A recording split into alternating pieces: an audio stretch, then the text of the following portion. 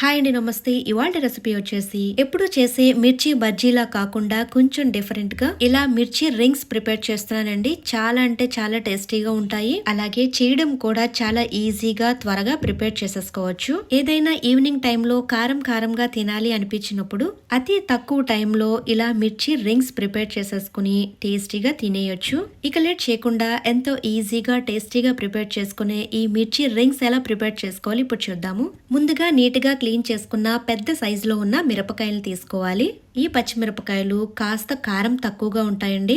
ఇలా తీసుకున్న పచ్చిమిరపకాయల్ని ఒక్కొక్కటిగా తీసుకుని ఇలా రౌండ్ గా కట్ చేసుకోవాలి. ఇలా కట్ చేసుకున్న తర్వాత పచ్చిమిరపకాయల్లో ఉన్న గింజల్ని మొత్తం తీసేసుకోవాలి. ఎక్కువ కారంగా తినేవాళ్ళైతే గింజలతో సహా వేసేసుకోవచ్చు. చూసారు కదండి, మొత్తం పచ్చిమిరపకాయలన్నీ ఇలా కట్ చేసుకుని పక్కన పెట్టుకోవాలి. ఇప్పుడు మిక్సింగ్ బౌల్ తీసుకుని ఒక పావు కప్పు వరకు జల్లించుకున్న శనగపిండి తీసుకోవాలి.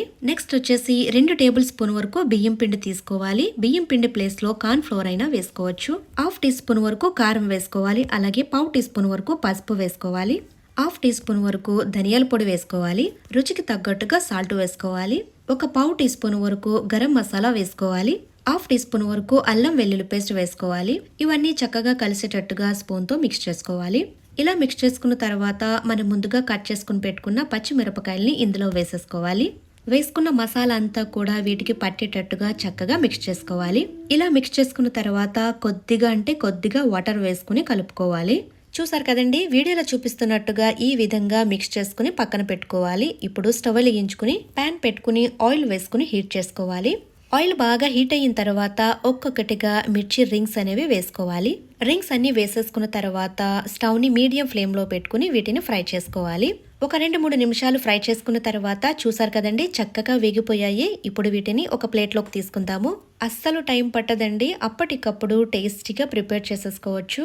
ఇలా ప్రిపేర్ చేసిన తర్వాత వేడివేడిగా టమాటా సాస్తో తింటే చాలా అంటే చాలా టేస్టీగా ఉంటాయండి. మీరు కూడా ఈ విధంగా ఒక్కసారి ట్రై చేసి చూడండి, మీకే నచ్చుతుంది. ఇక రెసిపీ నచ్చితే కనుక లైక్ అండ్ షేర్ చేయండి, సబ్స్క్రైబ్ చేసుకోండి. మరిన్ని స్పెషల్ వీడియోస్ కోసం బెల్ ఐకాన్ ప్రెస్ చేయండి. Thank you for watching mummies kitchen Telugu.